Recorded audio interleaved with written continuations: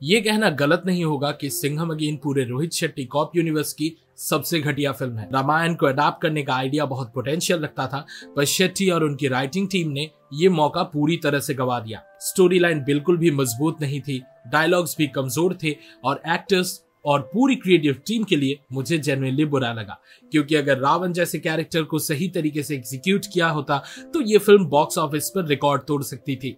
तो चलिए देखते हैं सिंघम अगेन में क्या हुआ। लेकिन ऑनेस्टली हमें शायद ये देखने की जरूरत भी नहीं है, क्योंकि 5 मिनट का ट्रेलर ही बता देता है कि फिल्म में क्या होने वाला है। ऐसे ही दूसरे वीडियोस देखने के लिए और हमसे जुड़े रहने के लिए चैनल को सब्सक्राइब कीजिए और वीडियो को लाइक और शेयर करना ना भूलें। Thank you. और एक ह्यूज स्पॉइलर वार्निंग के साथ let's move on. SSP Bajirao Singham की शादी अवनी से हुई है, जो कल्चरल मिनिस्ट्री में काम करती है, और उनका एक बेटा है शौर्य। सिंघम का ट्रांसफर मुंबई से श्रीनगर हो गया है 3 साल के लिए। वहां पहुंचने के कुछ ही दिन बाद लश्कर का चीफ उमर हफीज, जो पाकिस्तान से भागकर श्रीलंका चला गया था और अपने बेटों रियाज और रजा के प्लान्स फेल होने के बाद ड्रग्स का धंधा शुरू किया था, सिंघम पर अटैक कर देता है। सिंघम उसे अरेस्ट कर लेता है, लेकिन उमर घमंड के साथ उसे धमकाता है कि उसके और उसके दोस्तों जैसे सिम्बा और वीर सूर्यवंशी के लिए एक बड़ा खतरा आ रहा है, क्योंकि उन्होंने उसके बेटों को मार गिराया था। सिंघम होम मिनिस्टर से मिलता है और उसे इंडिया में ऑपरेट हो रहे ड्रग्स सिंडिकेट के बारे में भी बताता है।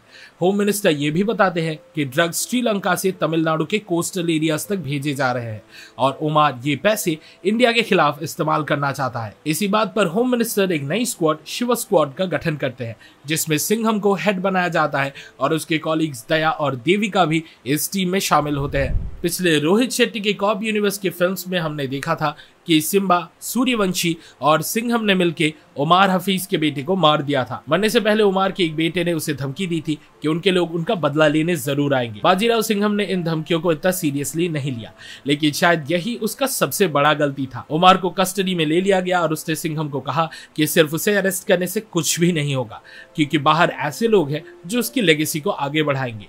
उमर ने सिंघम को चेतावनी दी कि श्रीलंका में एक आदमी है जो अपनी बेरहमी और बड़ी ही फेरोसिटी के लिए मशहूर है। सिंघम ने उस वक्त उमर की धमकियों को उतना सीरियसली नहीं लिया।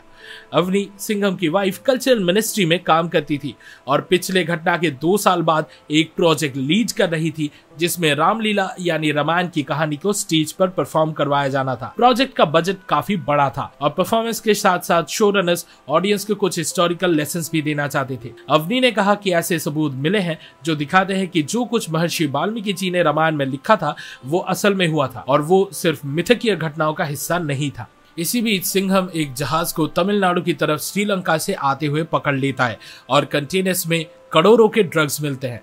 वो वहां से 4 आदमियों को अरेस्ट करता है जो डेंजर लंका के लोग होते हैं। इनका इंटरोगेशन करने पर पता चलता है कि डेंजर लंका के 3 मुख्य आदमी मदुराई में छुप के बैठे हैं। सिंघम तुरंत मदुराई के डीसीपी शक्ति शेट्टी को कॉल करता है और उससे कहता है कि वो उन तीनों को अरेस्ट करके मुंबई ले आए। शक्ति ये काम जल्दी से कर देती है, लेकिन उसी रात डेंजर लंका पुलिस स्टेशन पर आ जाता है, सारे पुलिस वालों को मार डालता है और अपने तीनों आदमियों को छुड़ा ले जाता है। शक्ति को इस बात को लेकर बुरा लगता है कि वो अपने पुलिस ऑफिसर्स को बचा नहीं पाए, लेकिन सिंघम उसको तसल्ली देता है और कहता है कि वो इन्हें दोबारा ट्रैक करे। एक दिन अवनी को पता चला कि श्रीलंका से जो असली फुटेज वो लेकर आए थे वो किसी तरह डिलीट हो गया है और अब ड्रामा में प्रॉब्लम हो रहा है। अवनी ने डिसाइड किया कि वो अपने कॉलीग मृग्या के साथ रामेश्वरम जाएगी। सिंघम को थोड़ा शक था अवनी के रामेश्वरम जाने पर, क्योंकि ये जगह मदुराई जहां शूट आउट हुआ था वहां से बस कुछ घंटों की दूर पर ही था। सिंघम का दिल कह रहा था कि कुछ गलत हो सकता है, लेकिन अवनी को तो जाना ही था, इसलिए सिंघम ने दया को कहा कि वो अवनी के साथ जाए और उसका ध्यान रखे। अवनी सीधा डेंजर लंका के ट्रैप में फंस गई और वहां के लोकल पुलिस ऑफिसर सत्या, जो सिंघम को आइडलाइज करता था श्री राम के रूप में और खुद को उसका लक्ष्मण समझता था, उसने अपनी कलरीपाइटू स्किल से पूरी कोशिश की अवनी को बचाने की, लेकिन डेंजर लंका ने उसे फिर से किडनैप कर लिया। दया अवनी को बचाते वक्त खुद बुरी तरह से इंजर्ड हो जाता है। दया और सत्या की कोशिशें बेकार गई और डेंजर लंका यानी जुबैर हफीज, जो उमर का पोता था, अवनी को श्रीलंका ले गया। जुबैर ने सिंघम से बदला लेना चाहा और उसे उसके कर्मों का एहसास दिलाने की सोची। अवनी को उसके कॉलीग मृग्या ने धोखा दिया था, जिसका असली नाम इकरा हफीज था और वो बिलाल की पत्नी थी। जुबैर ने इंडियन अथॉरिटीज को कहा कि वो चाहते हैं कि सिम्बा, सिंघम और सूर्यवंशी उसके दादाजी को रिहा करके श्रीलंका ले आए, तभी वो अवनी को रिहा करेगा। सिंघम अगेन के एंडिंग में सिम्बा कोलंबो पहुंचता है और अवनी से मिलता है ताकि ये चेक कर सके कि वो ठीक है या नहीं। उसे पता था कि वो खतरे में जा रहा है, लेकिन सिंघम ने उससे कहा कि अगर वो वहां नहीं जाना चाहता तो मना कर सकता है। पर सिम्बा सिंघम को आइडलाइज करता था और उसने ये जिम्मेदारी अपने कंधों पर उठा ली कि वो अवनी को सेफ वापस घर लेके आएगा। सिम्बा वहां पहुंचा और उसे समझ आया कि जुबैर किस खेत की मूली है। सिंघम को भी वहां आके सिम्बा और अवनी को बचाना था, लेकिन जुबैर की चालाकी की वजह से वो टाइम पर नहीं आ पाया। सिम्बा किसी तरह अपनी जान बचाकर जुबैर के हाइड आउट से भाग गया।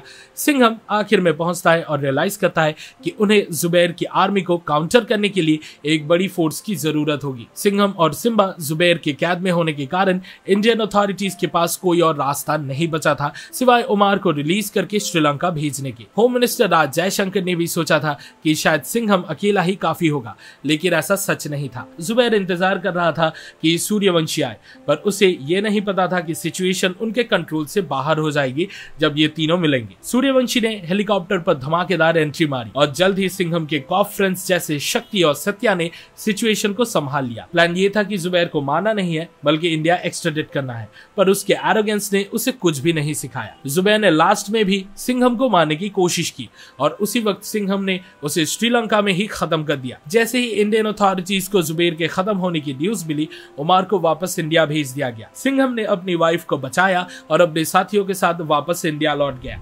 काफी समय से सलमान खान के रोहित शेट्टी कॉप यूनिवर्स में आने की बातचीत चल रही थी और ये फाइनली सिंघम अगेन में सच होता दिखाई दिया। मिड क्रेडिट सीन में हमने देखा कि सिंघम और चुलबुल पांडे आमने सामने आए। देखना इंटरेस्टिंग होगा कि रोहित शेट्टी इस कैरेक्टर के साथ क्या करते हैं और क्या वो इसके साथ जस्टिस कर पाते हैं या नहीं। दबंग फ्रेंचाइजी कम से कम पहले के 2 पार्ट्स में ऑडियंस पर असर छोड़ गई थी, क्योंकि स्टोरी में एक ऑथेंटिसिटी और कैरेक्टर्स में यूनिकनेस थी। पर तीसरे पार्ट में ये रिपीटेटिव हो गया क्योंकि वो बस कैरेक्टर्स के लेगेसी पर डिपेंडेंट हो गया था, जो कि हिंदी फिल्म इंडस्ट्री का एक कॉमन इशू है। पता नहीं क्यों पर राइटर्स और फिल्म मेकर्स वही पुराने फॉर्मूले पर भरोसा करने लगते हैं और स्टोरी और कॉन्फ्लिक्ट पे काम करना भूल जाते हैं। उम्मीद करता हूँ कि रोहित शेट्टी यही गलती आगे कंटिन्यू ना करे, पर सिंघम अगेन में उन्होंने कुछ ऐसा ही किया, सो कुछ भी बोला नहीं जा सकता। चुलबुल पांडे का आना कॉप यूनिवर्स को और डाइवर्स बनाएगा और एक अलग फ्लेवर देगा। रोहित शेट्टी के पास एक यूनिक अपॉर्चुनिटी है जो पहली बार इंडियन फिल्म इंडस्ट्री में हो रही है और उम्मीद है कि वो इस मौके का सही से इस्तेमाल करेंगे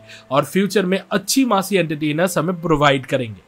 इस वीडियो को देखने के लिए शुक्रिया। सिंघम अगेन देखने का आपके एक्सपीरियंस के बारे में कमेंट सेक्शन में जरूर शेयर करें। सिनेमा सीरीज के वीकली डोज के लिए लाइक बटन दबाएं और हमारे चैनल को सब्सक्राइब करें। अगले वीडियो में मिलते हैं और फिलहाल के लिए signing off. Goodbye and I will be back.